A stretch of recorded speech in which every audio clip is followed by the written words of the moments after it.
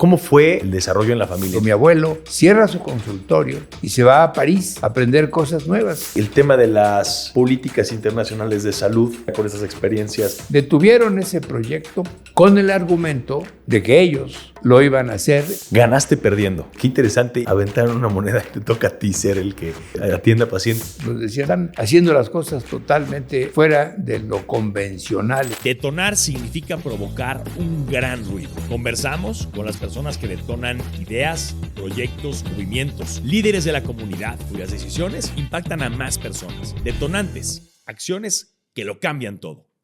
¿Qué tal, queridos amigos de Detonantes? Soy Héctor Rodrigo Ortiz. Como siempre, les agradezco sintonizar estas pláticas, este podcast en donde conversamos con poblanos destacados, detonantes de la vida en Puebla, y que nos cuenten también justamente sus detonantes, las cosas que los han inspirado, las cosas que los han motivado durante sus trayectorias. Hoy me da muchísimo gusto recibir a uno de los médicos más reconocidos y respetados en Puebla, y eso que hay un montón, pero don Guillermo Ruiz Argüelles es sin duda uno de los más reconocidos por la trayectoria en su especialidad, la hematología, además de ser parte de uno de los laboratorios más conocidos de Puebla. ¿Cómo estás, mi estimado Guillermo? Qué gusto verte. Muy bien, muchísimas gracias, muy amable. Gracias por la invitación y por la oportunidad de platicar contigo. Oye, eres un poblano distinguido, no sé cómo te sientes que te lo diga, pero sin duda la gente te lo ha reconocido, hasta en la política te han reconocido justamente tu gran entrega, tu compromiso con el tema de la salud. Muchas gracias, pues sí. He estado involucrado en cosas de salud desde hace muchísimos años, y no solamente yo, sino mi padre y mi abuelo, y ahora también tengo el orgullo de decir que mi hijo Guillermo está igual metido en cosas de salud, y somos pues ya 4 generaciones de médicos Ruiz las que tenemos viviendo aquí en Puebla. 4 generaciones de médicos, eso, vaya, igual como los abogados, los contadores, luego se va justamente como heredando la profesión. ¿Crees que tenga que ver con las aptitudes, con la vocación familiar hacia algún tema? Bueno, mira, esa es una pregunta que me han hecho en varias ocasiones, y yo creo que tiene que ver el ambiente familiar. Cuando mi abuelo, que comenzó a trabajar su consultorio en el año de 1920 aquí en Puebla, fue después rector de la universidad y presidente municipal, y mi padre, su hijo, pues veía que mi abuelo estaba muy a gusto con su profesión, que le había permitido llegar a puestos dentro de la ciudad más o menos trascendentes, y entonces él y un hermano mayor de él se hicieron médicos. Trabajaron toda la vida. Mi padre tiene 100 años actualmente, y cuando ya no trabaja, sigue yendo todos los días allá a la clínica. Pues lo llevamos para que haga un poquito de ejercicio, se mueva, vea a las personas que lo van a saludar, etc. 100 años tu padre. Tiene mi papá. Y todavía va a la clínica. Todos los días va a la clínica. Camina con dificultad por la edad, no está mentalmente muy lúcido, pero va y platica con sus familiares, con sus hijos, con sus nietos, etcétera, porque tenemos la fortuna de, allá en la clínica, tener las oficinas tanto de mi padre como la mía y la de mis 3 hijos, el mayor de ellos médico, y 2 que se encargan de la parte administrativa de la clínica. ¿Cómo fue, justo en ese sentido, como dices, el desarrollo en la familia? En tu caso, crecer con papá médico, tío médico, abuelo también médico, ¿cómo es crecer en medio de esto que finalmente es trascendental para poder servir a la gente? Pues sí, volviendo un poco a lo que te comentaba, el hecho de estar expuesto todos los días a cuestiones médicas, discusiones en la familia, pláticas en la familia en relación a asuntos médicos, a proyectos para mejorar ciertas cosas de la práctica de la medicina que hemos hecho desde hace muchos años, pues todo eso te va permeando y hace que consideres que pues es un buen estilo de vida. También es muy importante la actitud del médico que está mostrándose ante ti como ejemplo en relación a la medicina. Hay médicos que se muestran siempre satisfechos con lo que están haciendo. Fue el caso de mi abuelo, fue el caso de mi padre, pero también hay médicos que se quejan continuamente de su relación con la medicina, y estos pues habitualmente no crean un ambiente propicio para que los hijos sigan por esa misma línea. Pero en el caso de nuestra familia, la familia Ruiz, pues todos nos hemos mostrado a gusto con lo que estamos haciendo, y yo pienso que eso tiene mucho que ver con que varios miembros de la familia hayan decidido seguir el camino de la medicina. ¿Tú estudiaste en San Luis Potosí? Sí. Como médico, luego nutrición. Sí. Y finalmente tu especialidad en la Clínica Mayo en Rochester. En Rochester, en la Clínica Mayo. ¿Cómo fue que decidiste primero irte a San Luis Potosí y después el camino, tu especialidad, que no es, digamos, de las más fáciles, ¿no? No es de las más sencillas? Sí, mira, la historia es más o menos así. Mi padre es hematólogo y él practicó la hematología, pero fundamentalmente de laboratorio. Es decir, él no atendía a enfermos. Cuando yo decidí estudiar medicina, ingresé a la Escuela de Medicina de la Universidad Autónoma de Puebla en 1969. Tenía yo 18 años, pero la situación política de la universidad era muy mala. Me salí de la Escuela de Medicina y me fui a San Luis Potosí. Uh-huh. Recuerdo muy bien que cuando salí de la Escuela de Medicina le comenté a mi padre, oye, yo creo que vamos a cambiarnos de escuela porque esto está muy mal.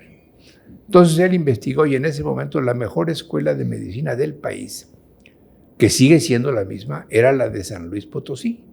Entonces nos fuimos a San Luis Potosí, mi hermano y yo. Mi hermano, que era un año menor que yo, estaba terminando la prepa en el Oriente, por cierto. Uh-huh.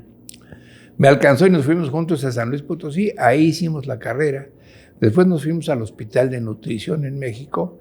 Ahí yo hice primero medicina interna, luego hematología ahí mismo, la misma especialidad que mi padre tenía, pero yo sí orientado a ver pacientes. Y después hice lo que se llama una estancia postdoctoral. Fui becario postdoctoral de la Fundación Fogarty, por cierto, en la Clínica Mayo. Y ahí estuve pues en esa estancia postdoctoral. Luego ya volví aquí a Puebla con muchos deseos de hacer cosas nuevas. Y mi padre, cuando yo regresé de Estados Unidos en 1983, estaba construyendo lo que es el ahora edificio B de la Clínica Ruiz. Y el objetivo de hacer ese edificio era crear un área para atención de pacientes, que es la que actualmente ocupo, justamente para atender pacientes con problemas hematológicos. Oh, mira, interesante este episodio en el que, a ver, la clínica, ¿cuándo se funda? La clínica se funda en realidad en 1920 por mi abuelo Raimundo Ruiz Rosete. Uh-huh. Abre su consultorio en la 4 Poniente 912. Es una de las pocas empresas de más de 100 años. Así es. Es difícil, ¿eh? Tiene más de 100 años la Clínica Ruiz, exactamente. Entonces, mi abuelo, después de haber trabajado unos años como médico general allí en la Clínica Ruiz, decide una cosa que en su época pues era muy aventurada. Cierra su consultorio y se va a París un año a aprender cosas nuevas. Antes pues no había estancias, no había residencias. Se fue a París. Eran aventuras. Eran aventuras. Se fue en barco y pues tenía pocos centavos. Yo me acuerdo que contaba que en el barco era muy buen dibujante, iba haciendo caricaturas de los pasajeros y se las vendía a los pasajeros, y con eso más o menos hizo unos centavitos para poder vivir en París. Estando ahí en París, además de que aprendió a hacer cosas de cirugías menores, se enfrentó a los rayos X que entonces comenzaban. Entonces compró él un tubo de rayos Röntgen en París, y cuando regresó lo trajo entre su ropa, y aquí con ese tubo armó el primer aparato de rayos X que hubo en Puebla y el segundo que hubo en todo el país. Mira nada más. Así fue como comenzó. Esto fue más o menos en 1926, cuando mi abuelo comenzó con eso, habiendo comenzado a trabajar en 1920 en su consultorio como médico general. Luego, habiendo desarrollado lo de los rayos X, pues se desvió un poco por esa área, y los rayos X los utilizaba para apoyar su labor de médico general, que continuó haciendo toda su vida hasta que se murió. Muy interesante estos orígenes de la Clínica Ruiz. que pues hoy sigue vigente, sigue dando servicio a miles de personas todo el tiempo, todos los días. Doctor, ¿cómo es que tú eliges esta orientación de la medicina hacia el servicio a las personas? Sobre todo cuando tu padre venía más de la parte de laboratorio y del estudio. Yo creo que eso fue un poco durante mi estancia en la Escuela de Medicina de San Luis Potosí.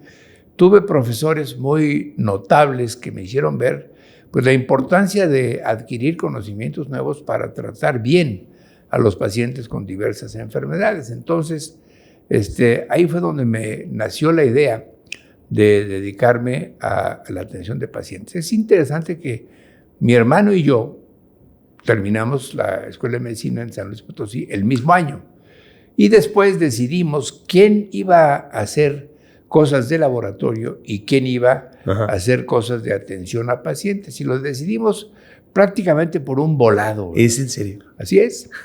Entonces, alguien tenía que seguir con lo de laboratorio de mi papá y otro tenía que complementar aquello haciendo atención a pacientes. Entonces, a mí me tocó ver a pacientes de tal manera que cuando volvimos de nuestras estancias postdoctorales, tanto mi hermano como yo, él se dedicó a la parte de laboratorio y yo a la parte de atender pacientes. ¿Literal fue un volado? Fue un volado, así fue justamente. Aventaron una moneda y te toca a ti ser el que atienda pacientes. Qué interesante. El que pierde, ve pacientes. Y yo perdí.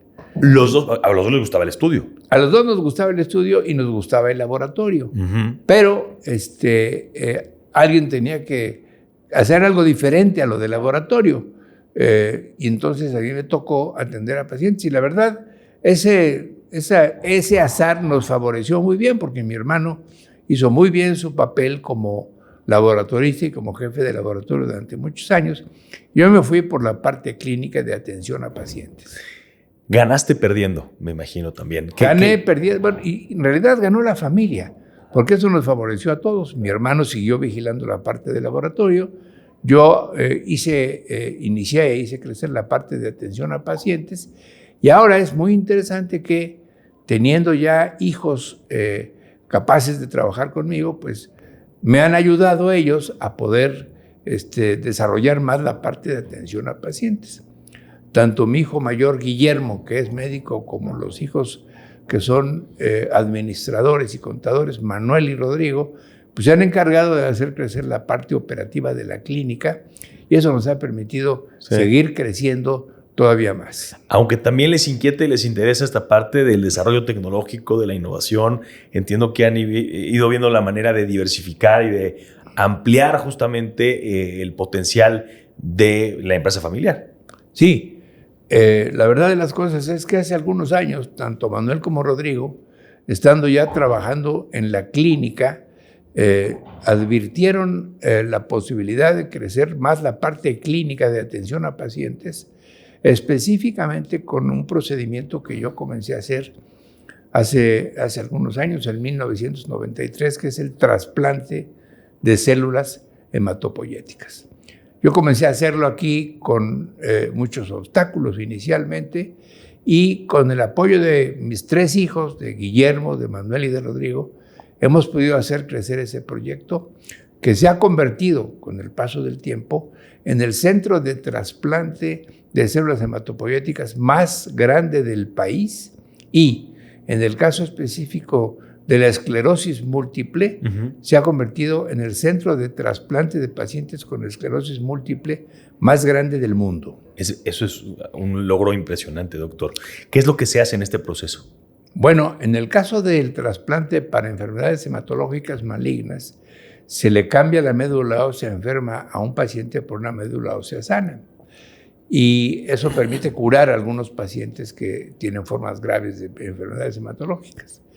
Y en el caso de la esclerosis múltiple y otras enfermedades inmunológicas, lo que se hace es reprogramar el sistema inmune para que deje de atacar estructuras propias. En el caso de la esclerosis múltiple, estructuras del sistema nervioso central. ¿Qué eficiencia ha logrado con estos proyectos, con estos procesos? La verdad es que en el caso, por ejemplo, de la esclerosis múltiple, hemos trasplantado a un número grande de pacientes, fundamentalmente del extranjero, donde es más frecuente esta enfermedad, en países nórdicos, en Estados Unidos, en Canadá, Noruega, Alemania, Holanda. De ahí vienen los pacientes que trasplantamos. Y hemos hecho análisis y publicaciones de nuestros resultados y se obtiene una respuesta favorable en el 80% de los pacientes, lo cual es una cifra muy buena para este tipo de enfermedades en las que, utilizando los fármacos, los medicamentos convencionales, las respuestas no van más allá del 50%. Es decir, este procedimiento ofrece mejores respuestas que las que se obtienen con fármacos orientados a modificar la historia natural de la enfermedad. Qué admirable y qué bonito debe sentirse poder transformar la vida de una persona y sus familiares. Bueno, es algo que nos está pasando cada vez más. Pacientes que llegan, por ejemplo, en silla de ruedas y que al cabo de 2 años del trasplante están corriendo maratones. Eso ya nos está ocurriendo cada vez con más frecuencia. Hay una joven que vive en Estados Unidos, en Chicago, que vino a trasplantarse con nosotros hace más o menos 3 años y ahora se ha encargado de correr maratones y corre siempre con el logotipo de vencer a la esclerosis múltiple, porque ella es una evidencia viva de que estos procedimientos funcionan y gracias a esa propaganda que ella misma hace de su enfermedad, de cómo le cambió la vida con la enfermedad, pues es que más pacientes están aprendiendo de la utilidad de estos procedimientos de tratamiento de enfermos con esclerosis múltiple.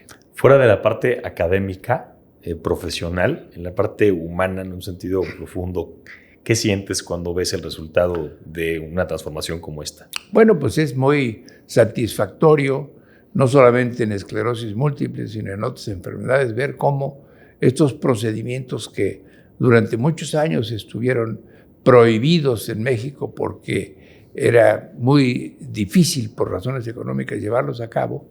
Ahora nosotros, con los cambios que hemos hecho para poder llevar a cabo los trasplantes, pues hemos sido capaces de ofrecer este recurso terapéutico tanto a mexicanos como a extranjeros con resultados muy favorables. ¿Está al alcance de cualquiera, podemos decirlo? O sea, alguien que no tenga recursos podría ver la manera de ser atendido en este proceso. Sí. Nosotros hemos trasplantado con el método para trasplantar esclerosis múltiple, ofreciéndolo a un costo muy reducido. Si comparas lo que cuesta hacerse un trasplante de células hematopoyéticas en el país en comparación con lo que cuesta en el extranjero, pues es aproximadamente la mitad, ¿verdad? Esto ha hecho que los pacientes encuentren accesible estos procedimientos de tratamiento y esto pues, ha permitido que muchos hayan cambiado la historia natural de su enfermedad. Claro. Estos procedimientos, la trayectoria te ha traído un montón de reconocimientos. No sé si podemos enumerarlos, pero yo te pediría para ti cuáles son los que más te han representado satisfacción de recibir. Bueno, es interesante, por ejemplo, señalar que en 1993, cuando comenzamos a hacer estos procedimientos de trasplante de médula ósea de manera simplificada, pues la comunidad internacional de trasplantólogos nos veía con escepticismo. Estos mexicanos están haciendo trasplantes de manera totalmente heterodoxa, métodos que no son reconocidos, en fin. Y contra eso tuvimos que luchar durante muchos años. Interesante que pasados algunos años, la Sociedad Americana de Trasplante de Médula Ósea nos entregó un reconocimiento que es el premio por servicio distinguido por los cambios que hemos hecho a los métodos para llevar a cabo los trasplantes de células hematopoyéticas, que permiten hacer este método más accesible a un mayor número de personas. Debo señalar que los cambios que hemos hecho para trasplantar la médula ósea se han implementado tanto aquí en Puebla como en Monterrey, trabajando de manera conjunta con el grupo de médicos del doctor David Gómez Almaguer. Y este reconocimiento de la Sociedad Americana de Trasplante de Médula Ósea, nos lo concedieron a los dos. Ese es uno. Y el otro, que para mí es probablemente incluso más importante, es que hace algunos años la Universidad Autónoma de San Luis Potosí, a donde yo salí huyendo de aquí de Puebla, me concedió el doctorado honoris causa. Y es interesante señalar que soy el único médico egresado de la Universidad Autónoma de San Luis Potosí que ha sido reconocido con el nombramiento de doctor honoris causa, lo cual a mí me llena mucho de satisfacción. ¿Cómo no? También en Rochester, en la Clínica Mayo, te han dado un reconocimiento importante, ¿no? Pocos médicos mexicanos lo han recibido. Sí, estuve en la Clínica Mayo haciendo este periodo de investigación becaria postdoctoral y hace poco también me reconocieron como alumno distinguido de la Clínica Mayo. En este momento hay pocos alumnos distinguidos mexicanos. Uno de ellos es Juan Ramón de la Fuente, que como sabes es, además de que fue mi compañero primero en México y después allá en Rochester en la Clínica Mayo, pues ha sido también reconocido como alumno distinguido de la Clínica Mayo. Hablando de este trasplante de células, quiero tratar de decirlo yo, hematopoyéticas. Y ahí voy ya casi para repetirlo bien, doctor. ¿Cuántos se han realizado? Bueno, mira, aquí en Puebla nosotros hemos hecho más de 2,000 trasplantes de células hematopoyéticas desde que comenzamos. La mayoría de ellos en pacientes con esclerosis múltiple, pero también con leucemias, linfomas, mielomas y otras enfermedades malignas. Por eso te digo que es en este momento el centro de trasplantes del país que mayor número de pacientes ha trasplantado. ¿Recuerdas cuál fue el primero? Sí, cómo no. Recuerdo muy bien, el primer trasplante fue a una joven de Veracruz que tenía una leucemia aguda linfoblástica y que trasplantamos haciendo muchas modificaciones para llevar a cabo los procedimientos de trasplante de médula ósea. Recuerdo muy bien ese primer caso de una joven de Boca del Río, Veracruz, precisamente. Yo te quiero preguntar también en este sentido hablabas de muchas personas que han venido de los países nórdicos, de Estados Unidos, de cualquier parte del mundo, al saber que hacen este proceso aquí en Puebla. Según mi entendimiento y según recuerdo, pues eres de los primeros que empezó a traer, como hoy se les llama, turistas médicos. Empezaste a implementar incluso una manera de que pudieran hospedarse y todo un proyecto, pues justo para que las personas que vinieran a operarse no nada más fueran atendidas en la clínica, sino también bien recibidas en la ciudad. Sí, esa es una observación interesante. Hace algunos años trasplanté por esclerosis múltiple a una joven que vivía en Nueva Zelanda. Entonces vino, rentó un departamento en el centro de la ciudad de Puebla y estuvo en la clínica yendo todos los días a que le hiciéramos el procedimiento de trasplante, porque hacemos los trasplantes fuera del hospital. Entonces, esta joven estaba yendo y viniendo a la clínica y en una de las salidas que hizo para ir a la clínica Ruiz, le robaron su bolsa, le robaron sus pasaportes, le robaron su dinero, en fin, un desastre. A la mitad del trasplante se tuvo que ir a México a renovar su pasaporte en el consulado, en fin, una cosa muy complicada. Yo me acuerdo que cuando eso ocurrió, mis hijos estaban estudiando sus licenciaturas y les conté en alguna reunión familiar. Y entonces pasó el tiempo y los administradores me dijeron, oye papá, ¿por qué no diseñamos un método para que a los pacientes que vengan a trasplantarse contigo, pues no les pasen estas cosas tan sencillas como robarles sus pertenencias, ¿verdad? Entonces, los tres, el médico y los dos administradores, diseñaron este método en el que mantenemos a los pacientes en un edificio especial, que no es un hospital, simplemente es un edificio al que no entra nadie más que los pacientes trasplantados. No entran ladrones, por supuesto, no entran gentes enfermas, y tenemos muy regulado el ingreso de las personas. Entonces ahí los mantenemos durante el tiempo que dura el trasplante, que es más o menos 28 días. Les damos de comer comida limpia, no tiene que ser estéril. Atendemos sus necesidades, hay lavandería, gimnasio, etcétera. Y esto ha permitido que los pacientes, cuando vengan, se sientan seguros, se sientan protegidos, se sientan arropados, a diferencia de lo que había pasado con una de las primeras pacientes que trasplanté. Yo confieso que toda esta implementación del sistema para trasplantar a los pacientes fuera del hospital en este edificio, pues es obra de mis 3 hijos y ellos son los que han hecho crecer este programa que a mí, honestamente, nunca se me hubiera ocurrido. Una gran evolución, ¿no? De cómo ha ido desarrollándose esta empresa en 100 años. Así es, exactamente. Entonces, para poder llevar a cabo los trasplantes requerimos mucho apoyo de laboratorio y desde luego con los laboratorios Ruiz pues tenemos eso sin ningún problema, además de que en el edificio que tenemos los pacientes permanecen muy seguros, tienen ahí diversiones y la pasan muy bien durante el procedimiento de trasplante, que dura, como te dije hace un momento, aproximadamente 28 días en total, que es el tiempo que están acá los extranjeros. Mira, un mes prácticamente de estancia y de atención. Hablando del turismo médico, que ya es algo que se ha venido utilizando, que en Puebla incluso hay pues este clúster, esta integración entre médicos, hospitales y algunas otras instituciones, para hablar de una estrategia, digamos, de turismo médico. ¿Qué opinas de la misma? Porque pues, tú has sido parte, digamos, pionera en Puebla de este tema. Sí, ese es un punto que es muy importante señalar.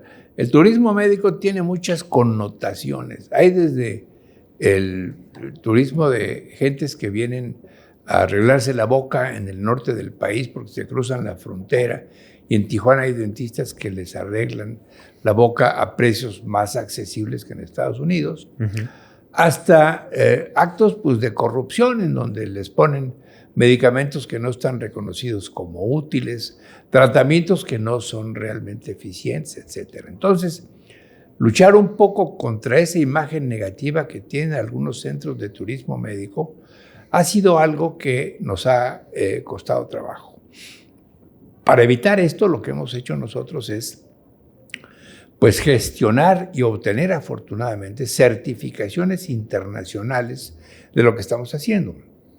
Tenemos, por ejemplo, la certificación del ISO 9000 desde que comenzamos a hacer este trasplante, y hay una institución en los Estados Unidos y en Europa que se llama FACT, que es la Federación para Acreditación de Terapia Celular, que reconoce como adecuados a centros fuera de Estados Unidos que llevan a cabo procedimientos de trasplante de células hematopoyéticas.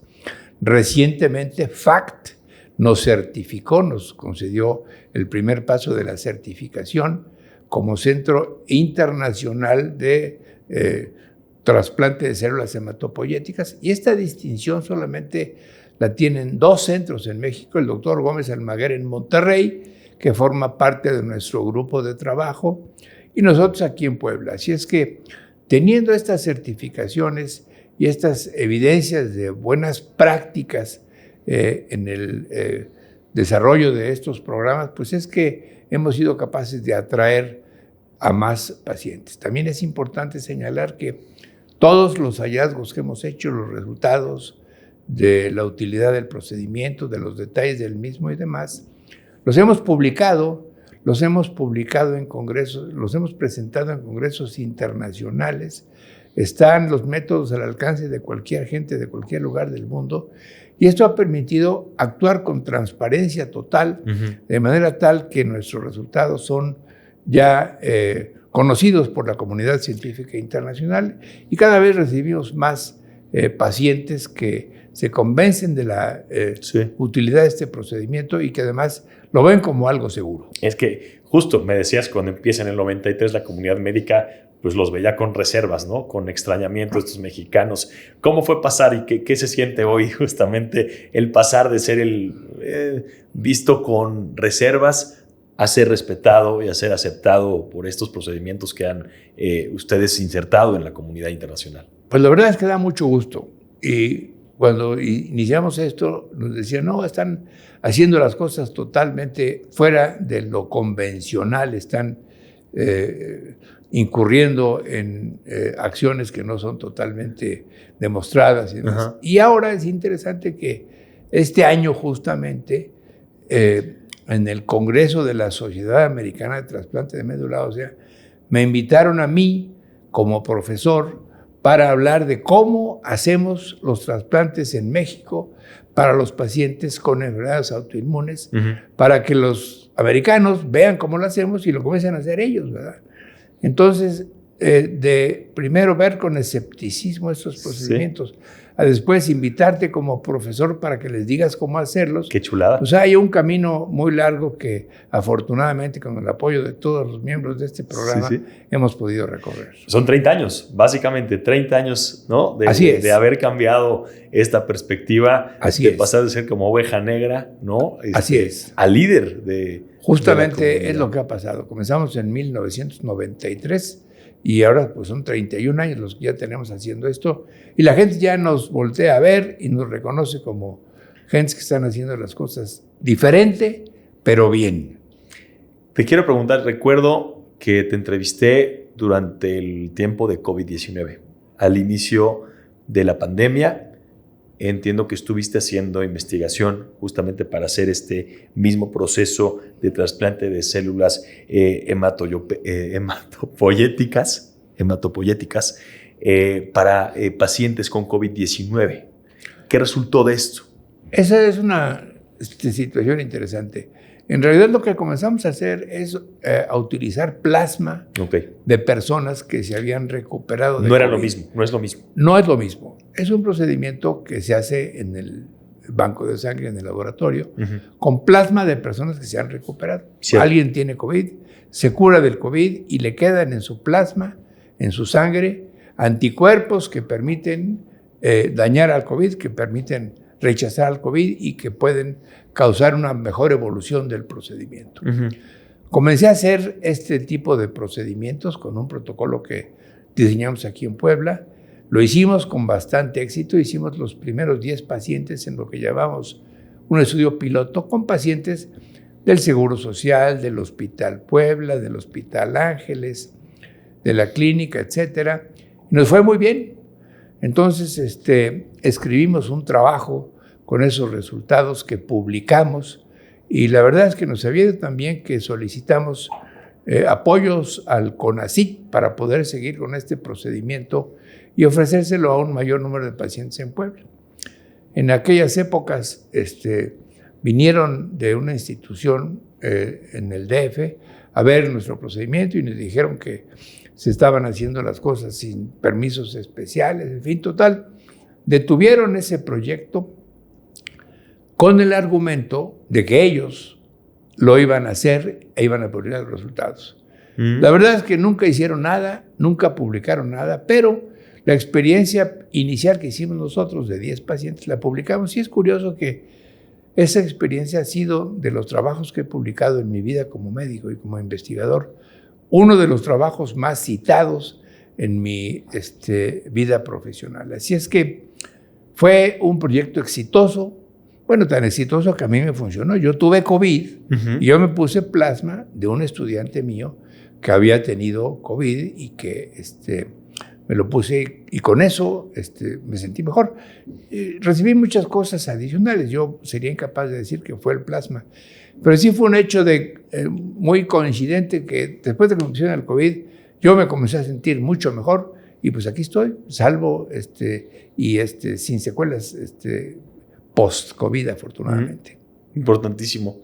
El tema de las políticas internacionales de salud, digo, ya con esas experiencias de cómo te veían al principio en los 90s, en este episodio del COVID-19, ¿qué sensaciones te deja? ¿Qué tenemos que aprender como comunidad médica internacional? Una de las cosas que yo siempre señalo a mis compañeros de trabajo, médicos, estudiantes de medicina, investigadores, etcétera, es cuáles son las recomendaciones que yo hago para hacer un programa de investigación o de tratamiento de alguna enfermedad o de algún procedimiento como el que hemos hecho nosotros. Cuando yo volví de la Clínica Mayo en 1983, antes de comenzar a hacer los trasplantes 10 años después, pues venía yo de ver cómo estaban haciendo los trasplantes en la Clínica Mayo.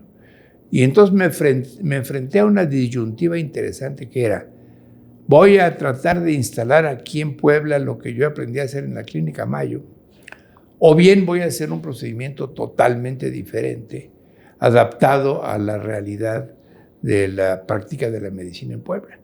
Opté por la segunda opción y entonces decidí hacer un procedimiento de trasplante totalmente diferente. Una de las características sobresalientes fue hacerlo fuera del hospital, lo cual en Estados Unidos jamás se había hecho. Ahora ya se hace, pero antes no se hacía. Con los trasplantes que hemos hecho hemos podido demostrar que el 97% se pueden completar sin nunca llevar al paciente a un hospital. Y el otro punto notable fue que las células que se trasplantan regularmente se congelan y se descongelan para ponérselas al paciente y nosotros demostramos que eso no es necesario. Entonces, el usar células sin congelar y hacer los trasplantes fuera del hospital es lo que nos ha permitido hacer más accesible este procedimiento, más seguro, más eficaz y desde luego más realista a personas quienes viven en países en desarrollo. Nuestro método se ha replicado ya en Centroamérica, Sudamérica, en países de la Europa no muy favorecida económicamente, y los resultados han sido similares.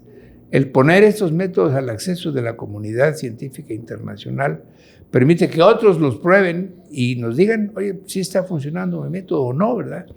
Y todos han coincidido en que se puede hacer de manera muy simplificada.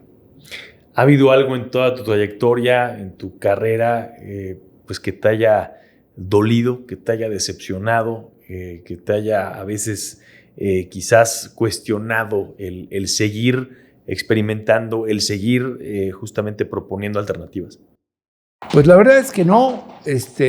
Obstáculos ha habido muchos, algunos puestos por la realidad económica del país, otros puestos por algunas legislaciones no muy claras también aquí en el país, pero afortunadamente todos ellos de una forma u otra se han podido ir superando. Confieso, sí, que el haber tenido un apoyo inicial muy grande de mi padre, que preparó el terreno para que yo llegara, y después el apoyo de mis 3 hijos para poder desarrollar este programa de manera sólida, ha sido muy importante y que yo solo no hubiera podido haber hecho todas estas cosas. Así es que es un esfuerzo de la familia Ruiz y de muchas generaciones, específicamente 4 generaciones de médicos de la familia Ruiz que han colaborado con su ejemplo, con sus facilidades, con sus relaciones y con sus capacidades para que esto haya sido conducido de manera exitosa. Hay Ruiz para rato, ¿no? En este sentido, que siguen eso esperamos, involucrados en el sector. Doctor, hubo una invitación en algún momento y mucha gente estaba muy feliz de saber que sería secretario de Salud. Sé que hubo diferentes motivaciones, ¿no?, por las que al final ya no sucedió. No sé si nos quieres platicar un poco ese contexto. ¿Por qué habías dicho que sí y luego mejor, digamos, que te arrepentiste? Claro.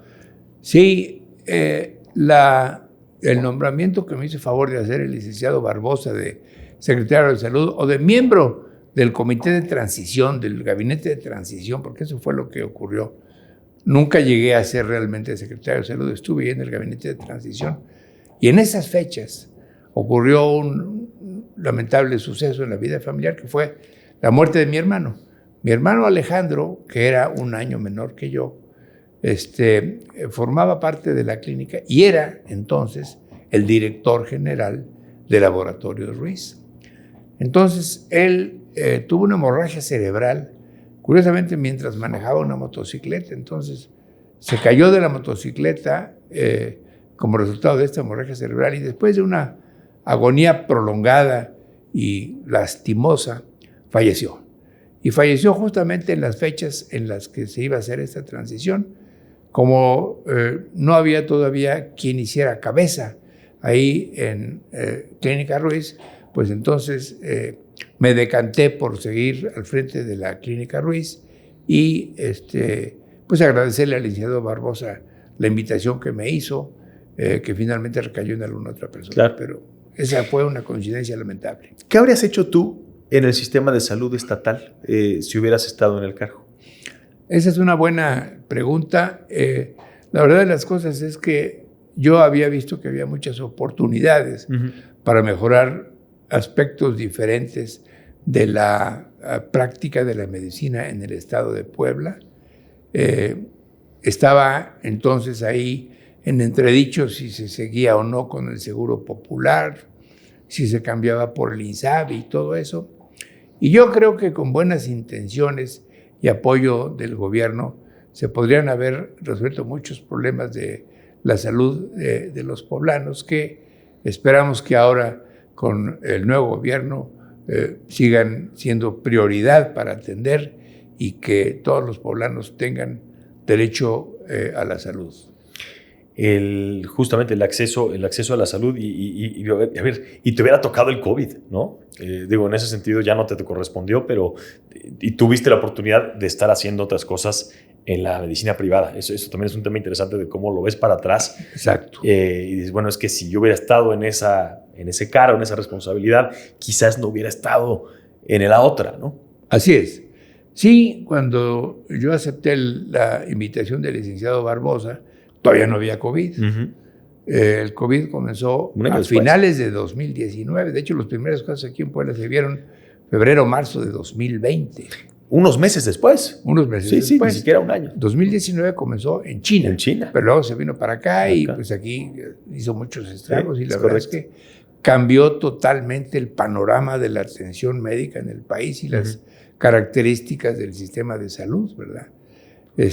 Fue justamente en 2019, a mediados de 2019, cuando a mí me dio el COVID, atendiendo a un paciente con COVID que había en mi consultorio.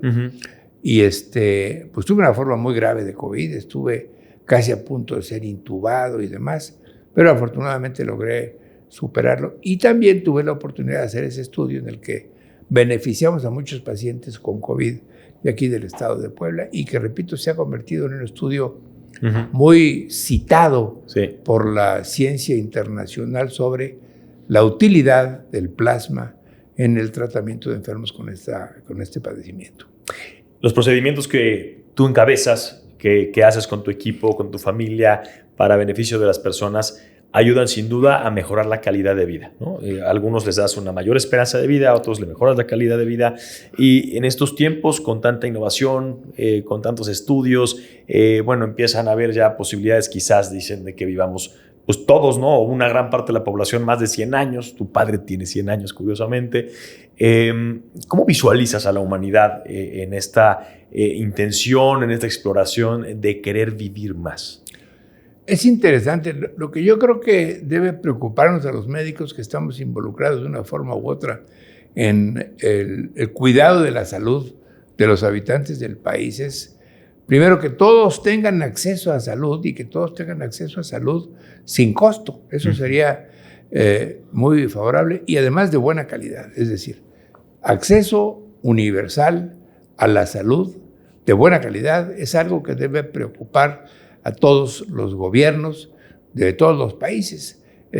Algunos lo han logrado, otros no tanto, pero pues no perder de vista esa premisa que es la que debiera regir la concepción de programas para mejorar la salud de los habitantes de cualquier país. O sea, que más que, está bien quienes quieran explorar para hacer más longeva la vida de algunos, pero creo que primero hay que enfocarnos en solventar los problemas que tenemos, ¿no? Sí.